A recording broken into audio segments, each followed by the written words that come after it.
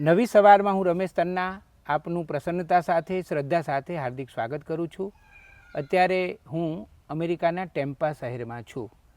આપણા ગુજરાતીઓ વિશ્વના ખૂણે ખૂણે ગયા છે અને જ્યાં પણ એ વસ્યા છે ત્યાં આપણી સંસ્કૃતિ, આપણી કલા, આપણું સાહિત્ય, આપણો ધર્મ એ બધાને તેમણે જીવંત રાખ્યું છે. આજે હું એક યુવાન સાથે છું. એ યુવાન સાથે મારે સંસ્કૃતિની, ધર્મની વાતો કરવાની છે. એમનું નામ છે પાર્થ શાહ. પાર્થભાઈ, તમારું સ્વાગત કરું છું. જય શ્રી કૃષ્ણ. પાર્થ, હું અમેરિકામાં બીજી વખત આવ્યો. પહેલી વખત આવ્યો ત્યારે પણ મેં તમારું નામ સાંભળ્યું હતું અને આજે તમારા નિવાસસ્થાનની મુલાકાત લીધી અને એમાં જે એક સમગ્ર તમારું જે નિવાસસ્થાન છે, તમારું જે ઘર છે, એમાં સંસ્કૃતિ જોઈ અને એ સંસ્કૃતિ સાથેનો તમારો લગાવ અને સક્રિયતા મેં જોઈ, એનાથી હું રાજી થયો છું.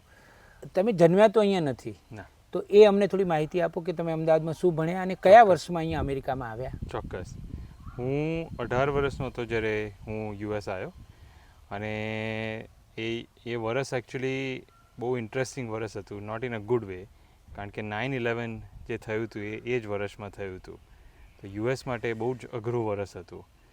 પણ આપણે યુએસની જર્ની તો હમણાં વાત કરીશું, પણ મારો જન્મ અમદાવાદનો અને બાય ગોડ્સ ગ્રેસ હું ફિઝિકલ રિસર્ચ લેબોરેટરી રાધર આપણી ઈસરોની પ્રોજેક્ટ સ્કૂલ કેન્દ્રીય વિદ્યાલયના એક બ્રાન્ચમાં હું પહેલાંથી 12મા સુધીમાં ભણેલો.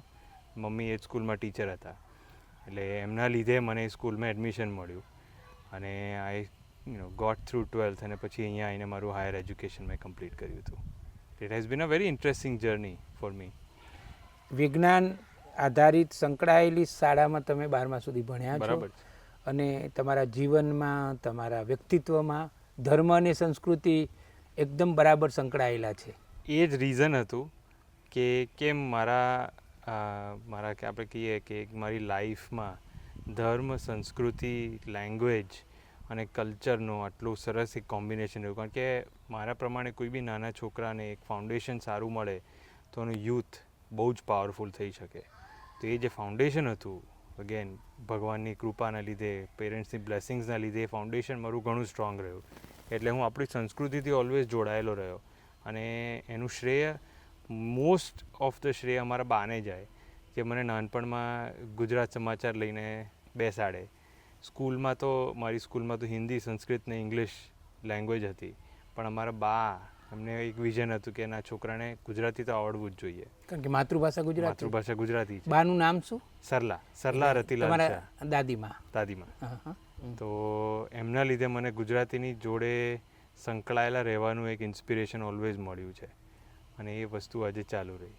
અને તમે જે ચોખ્ખી ગુજરાતી બોલી રહ્યા છો અમેરિકાની આ હવામાં, એ જ બતાવે છે કે તમારા દાદીમાએ બરાબર તમને માતૃભાષા સાથે જોડી આપ્યા છે. યસ. અને તમારા માતા તો હિન્દી ભાષી છે. મારા મમ્મી યુપીના છે અને પપ્પા ગુજરાતી. તો એમના લીધે મારે મલ્ટી લેંગ્વેજનું એક્સપોઝર મળ્યું. તો ઇંગ્લિશ, હિન્દી, ગુજરાતી ત્રણેય પર હું કહી શકું કે મારો ડિસન્ટ કમાન્ડ છે. પણ અગેન એ આપણા ફેમિલીના કલ્ચર અને બેકગ્રાઉન્ડના લીધે જ. કારણ કે છોકરાઓ યુએસના કલ્ચરમાં ઘણી વખત એવું થતું હોય છે કે છોકરાઓ ઇન્ડિપેન્ડન્ટ બહુ જલ્દી થઈ જાય. સારી વસ્તુ છે, પણ મારા મત પ્રમાણે આપણું સનાતની કલ્ચર જે છે, એ સનાતની કલ્ચરમાં મોટાઓની સાથે મોટા થવું એ લાવો જ અલગ છે. ક્યાં વાત છે, કેટલું સરસ. મોટાઓની સાથે મોટા થવું, એ વાક્ય જ કેટલું બધું સરસ છે. મારે એ જાણવું છે કે તમે શું કરો છો અહીંયા? વ્યવસાયમાં તમારું શું છે? હું જોબ કરું છું.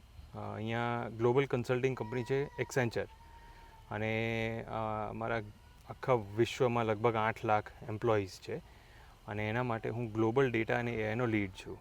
તો મારા ક્લાયન્ટ્સ યુએસમાં છે અને ઇન્ટરનેશનલ બી છે. હમણાં જ 8 મહિના પહેલાં હું દુબઈ અને અબુધાબીની ગવર્મેન્ટ સાથે એક બહુ મોટો કોન્ટ્રાક્ટ સાઇન કરીને આવ્યો ડેટા અને એઆઈનો. અને અત્યારના CVS, યુનાઇટેડ હેલ્થ, વોલમાર્ટ, એ બધા મારા ક્લાયન્ટ્સ છે. તો ડે ટાઈમમાં એ બધું કામ ચાલતું હોય અમારું અને ઇવનિંગ ટાઈમમાં અમારી ફેમિલી સાથે સનાતન ધર્મની ચર્ચા ચાલતી હોય અને જે ઘણું બધું શીખવાનું છે હજી તો લાઈફમાં, તે ચાલતું હોય. એમના પિતાજીનું નામ શૈલેષ શાહ, એ અમદાવાદની પ્રતિષ્ઠિત સંસ્થા CNના વિદ્યાર્થી અને એ બહુ મોટી ઉંમરે આવેલા અમેરિકામાં, અને એમની આખી વાતો પણ મેં સાંભળી તો ખૂબ સ્ટ્રગલ કરીને એમણે અહીંયા બરાબર પગ જમાવ્યા છે. એમના માતુશ્રીનું નામ જ્યોત્સનાબેન, એમણે શિક્ષિકા તરીકે પણ અમેરિકામાં કામ કરેલું છે. એટલે માતા પિતાની છત્રછાયામાં પાર્થનો ઉછેર અમેરિકાની ભૂમિમાં એકદમ બરાબર થયો. એમના લીધે જે થોડું ઘણું અચીવ કર્યું છે લાઈફમાં મમ્મી પપ્પાની જોડે રહીને જ થયું છે. ઘણી વખત ફ્રેન્ડ્સ એવું પૂછે કે ઓ તો પેરેન્ટ્સ તારી જોડે રહે છે? હું ઊંધું કહું કે ના, હું મારા પેરેન્ટ્સની સાથે રહું છું. કારણ કે મને ખબર છે કે એમના સ્ટ્રગલ્સના લીધે એમણે જે સેક્રિફાઈસ આપ્યા છે એમના લાઈફમાં, એના વગર કોઈ બી જનરેશનના છોકરાઓ સદ્ધર ને અદ્ધર ના થઈ શકે. વાહ, કેટલી સારી વાત કરી છે કે તમે એવું કહો છો કે હું એમની સાથે રહું છું, કારણ કે એ તો માતા પિતા છે. બહુ સરસ વાત. નહીંતર અમેરિકામાં એવો રિવાજ છે કે 18-20 વર્ષનો છોકરો થાય તો મોટા ભાગે ઇન્ડિપેન્ડન્સ. એ બરાબર છે, સારી વસ્તુ છે, બરાબર. પણ આપણા સનાતની કલ્ચરમાં એ ફિટ નથી થતું. હવે મારે જાણવું છે સંસ્કૃતિ અને ધર્મ સાથેનો તમારો સંબંધ કેવો છે એ જાણવું છે. તમે મૂળ વૈષ્ણવ છો? મૂળ વૈષ્ણવ છે. તો તમારે એ જે તમારો સંબંધ છે એક શ્રીનાથજી સાથેનો, એક શ્રી કૃષ્ણ ભગવાન સાથેનો, એની અમને થોડી વાત કરો. ઓ બાપરે, એ તો હું ક્યાંથી શરૂઆત કરું? બાથી શરૂઆત થઈ શકે. બા અને પપ્પાના લીધે અમે નાથદ્વારા એટલે શ્રીનાથજીમાં માનીએ છીએ, અને એમના બાળ સ્વરૂપની પૂજા અમારા ઘરમાં થાય છે, રોજ થાય છે. એ બાના ટાઈમથી થતું હતું, તો એ સંસ્કૃતિ પપ્પાએ ચાલુ રાખી અને હું શીખી રહ્યો છું. પપ્પા જેટલી શ્રદ્ધા તો હજી નથી આવી મારામાં, આઈ હોપ કે આવી જાય, પણ એ મારી જર્ની ત્યાંથી શરૂ થઈ હતી. અને મારું એવું માનવું છે કે કૃષ્ણ ભગવાન જે ગીતામાં એમણે કીધું છે કે યદા યદા હિ ધર્મસ્ય ગ્લાનિર્ભવતિ ભારત, જે મેં બધું જ સંસ્થાપનાર્થાય સંભાવામય યુગે યુગે, બધી સ્થાપના મેં કરી છે. તો એમના આશીર્વાદથી જ હું આવ્યો. એમના આશીર્વાદથી જ મને એવું લાગે છે કે મને આ ઘરમાં મોકલવામાં આવ્યો કે જા, શીખ, અને જે બની શકે એટલું થોડું સ્પ્રેડ કર.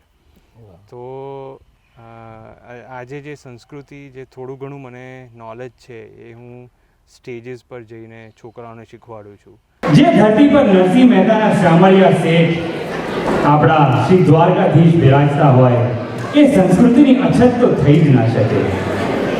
એ જ દ્વારકાધીશે આપણને શીખવાડ્યું છે કે આપણું જીવન એક ઉત્સવ છે, કારણ કે જીવન એક અભિવ્યક્તિ છે, અને એ જ અભિવ્યક્તિને આપણે તહેવારોથી સજાવીએ છીએ અને રોજ દર વર્ષે ખૂબ માણીએ છીએ.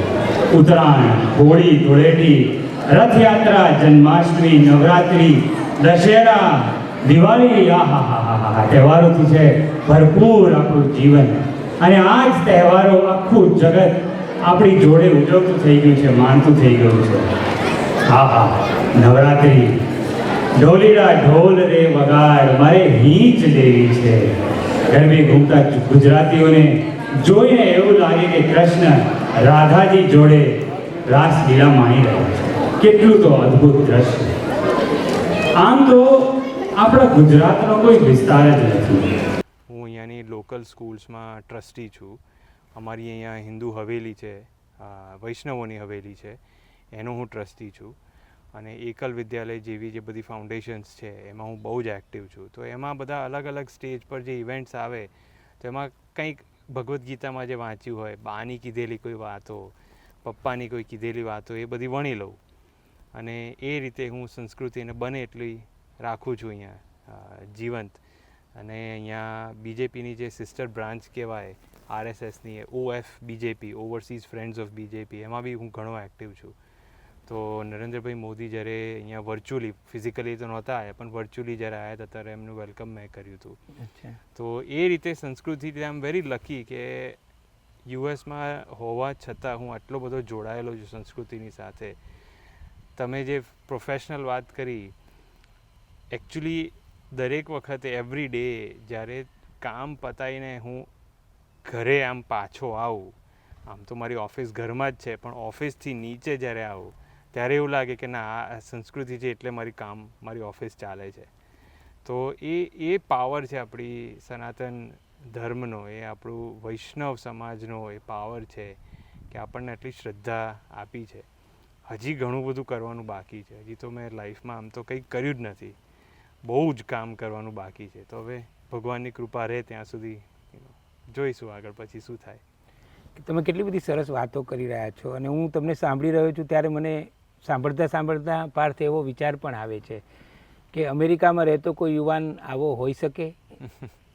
અને તમે એક જે વાત કરી કે તમને જાણે કે આ જે તમારા માતા પિતા છે એમના દ્વારા મોકલવામાં આવ્યા, તો આપણા શાસ્ત્રો પણ એવું કહે છે કે નવો જીવ માતા પિતા પસંદ કરતો હોય છે. એટલે તમે જ્યોત્સનાબેન તમારા માતા અને શૈલેષભાઈને તમે પસંદ કર્યા અને પછી કેટલું સરસ રીતે તમે બધું કામ કરી રહ્યા છો.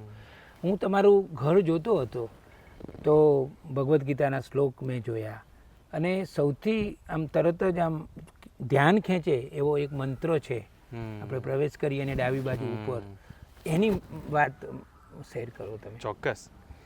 એ વૈષ્ણવ ધર્મનો સુદર્શન કવચ કહેવામાં આવે છે.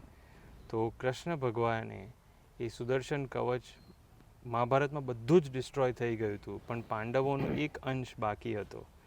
એ અંશને, એ ગર્ભમાં રહેતા અંશને બચાવવા માટે બ્રહ્માસ્ત્રથી એ સુદર્શન કવચનું મંત્રોચ્ચાર કર્યા હતા. તો એમણે એવું કહેવામાં આવે છે કે કૃષ્ણ ભગવાને પોતાના બધા પુણ્યો અર્જિત કરીને એ મંત્રને કીધેલું. અને એ મંત્રનું મને ઇન્સ્પિરેશન ત્યારે આવ્યું જ્યારે મારી વાઈફ પ્રેગ્નન્ટ હતી. એમનું નામ શું? ભક્તિ. ભક્તિ નામ પણ કેટલું સરસ છે. ભક્તિ. અને હવે તો અમારી બેબી આવી ગઈ 9 મહિનાની. પણ એ જ્યારે ઈશાની. પ્રેગ્નન્ટ હતી, ઈશાની, એ જ્યારે પ્રેગ્નન્ટ હતી ત્યારે એક દિવસ મને આમ ઇન્સ્પિરેશન થયું કે ઠાકોરજીની કૃપા છે આટલી, તો ઘરમાં એક ખૂણામાં એમનો આશીર્વાદ પરમેનન્ટલી રહે, હાથ માથા પર રહે, તો એવું કંઈક મારે કરવું હતું. તો સુદર્શન કવચ અમારા ઘરમાં વંચાય. તો મને એક દિવસ સવારમાં એકદમ જ આમ વિઝન આવ્યું કે આ સુદર્શન કવચ મારી એક વોલ પર આખું હોવું જોઈએ ઘરમાં. તો આ અમે લોકોએ રિસર્ચ કર્યું કે યુએસમાં ક્યાં કોઈ લાકડા પર કાર્વિંગ કરી શકે, પણ મને કોઈ જ મળ્યું નહીં. તો લગભગ 6 થી 7 ભારતમાં તપાસ નહોતી કરી? ભારતમાં નહોતી કરી, ના. મેં રિસર્ચ કરતાં હું યુરોપ સુધી પહોંચ્યો અને પછી યુરોપમાં એક વ્યક્તિએ મને કીધું કે હું તમને આ કરી આપું. તો એમણે લાકડા પર આખું મને કાર્વિંગ કરીને આપ્યું. લગભગ 8 ફૂટ બાય 8 ફૂટનું આ સ્ટ્રક્ચર છે. એમાં આખું સુદર્શન કવચ લાકડાની ઉપર લેઝર કટિંગ કરેલું છે અને વચ્ચે તમે ડિઝાઇન મોકલી હશે? ડિઝાઇન મોકલી. એમને આ બધું વિઝન મોકલ્યું. એમને સમજાયું કે આ સુદર્શન ચક્ર શું છે, કૃષ્ણ ભગવાન કોણ હતા, એમણે આ મંત્રોનું ઉચ્ચારણ કેમ કર્યું, ક્યારે કર્યું, કેવી રીતે કર્યું. તો એ માણસને બી મને ઘણી વખત એવું લાગે કે એને પોતાને શ્રદ્ધા જાગી, કારણ કે એણે બી બનાવવા માટે એનો પોતાનો ટાઈમ લીધો. એણે કીધું કે આ વસ્તુ હું તને 2 મહિના 3 મહિનામાં બનાવીને મોકલીશ, ઉતાવળ ના કરી એણે. તો એ બી હું કહું કે બ્લેસિંગ ઠાકોરજીની, કે એણે પણ ભક્તિ ભાવથી બનાવ્યું. એક્ઝેક્ટલી. તો જ્યારે અહીંયા પછી આવ્યું ત્યારે પછી અમે ઇન્સ્ટોલ કર્યું. તો એ આમ ઘરમાં ઘૂસતાની સાથે મારે એવું હતું કે આ એવું લાગવું જોઈએ કે જેટલી વાર હું ઘરમાં આવું તો ભગવાન એક માથા પર હાથ મૂકે છે ને પછી હું ઘરમાં આવું છું. એટલે એ ફિલિંગથી અમે એ બનાવડાવ્યું હતું. અને લગાવવામાં પણ ઘણી મથામણ કરવી પડી? બહુ મથામણ કરી હતી. એનું વજન કેટલું હતું? વજન એનું 125 કિલો, એટલે 250 પાઉન્ડ એનું વજન હતું. 250 પાઉન્ડ ઉપરનું વજન છે એનું. ઓહો. અને લગભગ 20-22 ફૂટ ઉપર અમે લગાડેલી છે. તો એ બી એક સ્ટોરી છે એ લગાડવાની. તમે એ સ્ટોરી કહી, જે પણ એમની જે પ્રતિબદ્ધતા હતી તમારી, અને જાતે લગાડ્યું છે પાછું. એમના પિતાજીએ પણ એમાં સહયોગ કર્યો અને પછી સરસ રીતે લગાડ્યું છે. અને આમે પાર્થ એવું લાગે કે એક વાઇબ્રેશન તો હોય છે આપણા ઘરમાં, એક ચોક્કસ પ્રકારના પોઝિટિવ અને શ્રદ્ધાના, ભક્તિના વાઇબ્રેશન હોય તો આપણને જીવન જીવવાની મજા આવે. I agree with you. તમારા ઘરમાં વાઇબ્રેશન કેવા છે? મારું માનવું એવું છે કે પોઝિટિવ વાઇબ્રેશન છે, કારણ કે અમે ઇન્ટેન્શનલી એ વાઇબ્રેશન પોઝિટિવ રાખવાની મહેનત કરીએ છીએ. રોજ પાઠ થાય, અમે હનુમાન ચાલીસા કરીએ, સુદર્શન કવચ વંચાય.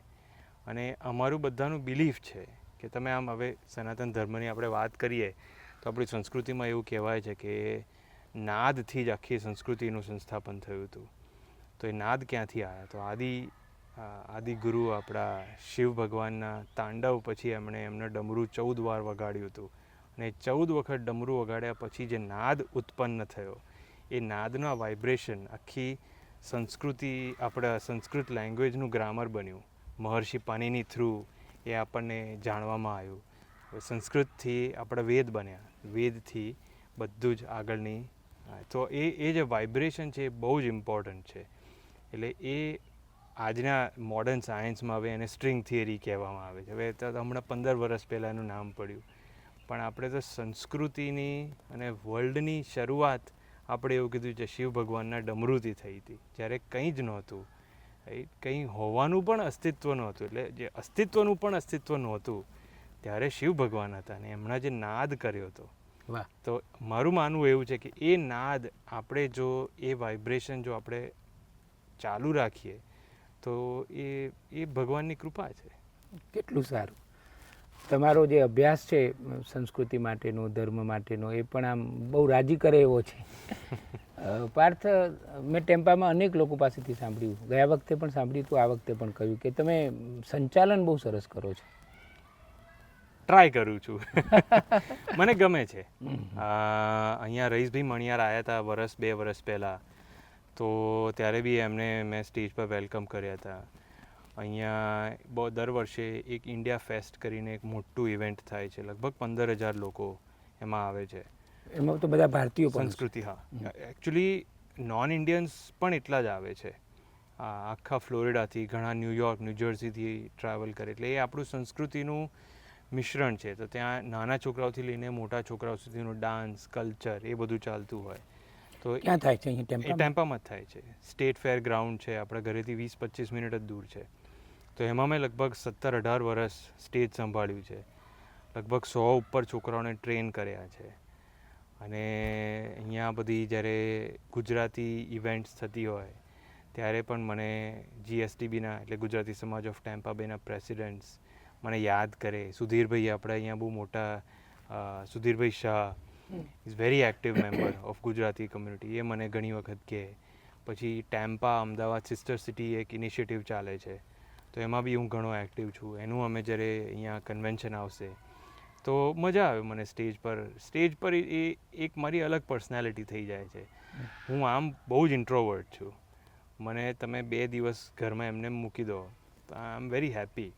પણ સ્ટેજ પર જઈને બસ એક અલગ હું વ્યક્તિત્વમાં આવી જાઉં છું. પણ એનો ડાઉન સાઈડ એ છે કે જ્યારે હું સ્ટેજ પરથી ઉતરું ત્યારે હું થાકી જાઉં છું, કારણ કે એ મારી નેચરલ સાઈડ નથી. મને બહુ જ ગમે છે, મને બહુ જ મજા આવે છે, પણ નેચરલી મને શાંત રહેવું ગમે છે. તો એ મારું જરાક એક પર્સનાલિટીનું એક ઇન્ટરેસ્ટિંગ કોમ્બિનેશન છે. પણ એ બધી વસ્તુઓ એક્ટિવિટી મને બિઝી રાખે વીકેન્ડમાં અને સાંજે. અને મેં તમારી લાઇબ્રેરી પણ જોઈ, તો તમારું વાંચન પણ સરસ છે. કયા પ્રકારનું વાંચન કરો છો? સ્ક્રિપ્ચર્સ મોસ્ટલી. ભગવદ્ ગીતાના મેં અલગ અલગ વર્ઝન્સ વાંચ્યા છે, ઇન્ટરપ્રિટેશન્સ. ઓશોનું ઇન્ટરપ્રિટેશન વાંચ્યું છે. પછી ઘણા બધા ઇન્ટરપ્રિટેશન્સ અલગ અલગ વાંચ્યા છે. અને એમાંથી મૂળ એક જ નીકળે છે કે હજી જાણવાનું બહુ બાકી છે. ઇંગ્લિશમાં એવું કહેવાય કે the more I know the more I know I don't know. કેટલું સરસ. તમારા જીવન સાથી ભક્તિબેન વિશે થોડી વાત કરો. ચોક્કસ. ઓહ, બહુ મોડી મળી મને. પણ અમે એક ડેટિંગ એપ પર મળ્યા. એ મૂળ સુરતની છે, એનું ફેમિલી બધું હજી સુરતમાં જ છે, પણ એ સ્ટુડન્ટ વિઝા પર અહીંયા ટેક્સાસ ડેલસમાં આવી હતી. તો અમે બંને એકબીજાના લાઈફ પાર્ટનર શોધતા હતા અને એક ડેટિંગ એપમાં અમે થઈ ગયા કનેક્ટ. હવે જે વસ્તુ અમારા બંને માટે ક્લિક થઈ એ આ સનાતન ધર્મ હતો. અમે બંને એક એંગલ પર ડાઉટ હોય, ઇલેક્ટ્રોનિક મીડિયાથી કોઈને મળ્યા હોય તો આપણને બહુ વિશ્વાસ ના આવે. બધા એવા ઇન્સિડન્ટ્સ થયા હોય લાઈફમાં. પણ એ સનાતન ધર્મના લીધે અમારે જે 2-3 વસ્તુઓનું ડિસ્કશન થયું, બહુ જ સરસ અમે વાતો કરી હતી, ઠાકોરજીની વાતોને બધી થઈ હતી. તો એના પરથી એક અંદાજ આવી જાય કે વ્યક્તિ કેવો છે. અમે બંને બહુ જ ક્લિયર હતા કે અમને કોણ નથી જોઈતું, એટલે કોણ જોઈએ છે, કેવું વ્યક્તિ જોઈએ છે, એ ડિસિઝન લેવું બહુ ઇઝી થઈ ગયું અમારા માટે. તો બસ પછી અમે એને ટેક્સાસથી હાઈજેક કરી લીધી અને ફ્લોરિડા લઈ આવ્યા. તો હવે તો લગભગ 6 વર્ષ થઈ ગયા અમારા લગ્નને. અને એક સરસ મજાની ઈશાની ભગવાને અમને આશીર્વાદ તરીકે આપી છે. તમારા દૃષ્ટિકોણથી જીવન શું છે? એક અભિવ્યક્તિ છે અને એ અભિવ્યક્તિને જીવવા માટે અને એક્સપિરિયન્સ કરવા માટે આપણને વાર તહેવારનું એક ઓપોર્ચ્યુનિટી આપી છે. લોકોની સાથે જોડવા માટે, એ લોકોની સાથે જોડાઈને શીખવા માટે, એ શીખેલાને સમાજમાં પાછું આપવા માટે, એ મારા મતમાં એનું ટ્રુ ડેફિનેશન છે. આપવું, માણવો પણ આપવું. કારણ કે કૃષ્ણ ભગવાને એવું નથી કીધું કે ખાલી ભક્તિ કરો. કૃષ્ણ ભગવાને જે રીતે એમની પોતાનું જીવન આપણે જોઈએ તો એમણે ખૂબ મજા કરી છે એમને જીવનમાં, પણ એમણે સમાજને આપ્યું છે બી એટલું જ. તો આપણે ખાલી એમનું જ જીવન જોઈએ તો એને પરથી જ શીખવા મળે કે આપીને આપણે લઈને તો કંઈ જવાના છીએ નહીં. તો જેટલું આપી શકીએ, નોલેજ આપી શકીએ, પૈસા આપી શકીએ, જે આપી શકીએ, એ એક ભગવાને ઓપોર્ચ્યુનિટી આપી છે આપણને આપવા માટે. તમારા પિતાજીના એક મિત્ર છે રૂપાંગભાઈ શાહ, એ એમની સાથે CNમાં ભણતા હતા અને રૂપાંગભાઈ હંમેશા તમારી વાત મારી સાથે કરતા કે પાર્થ, અને આ જે પોડકાસ્ટ થઈ રહ્યું છે એમાં પણ એમનો આગ્રહ હતો કે પાર્થનો ઇન્ટરવ્યૂ તો કરવાનો જ છે.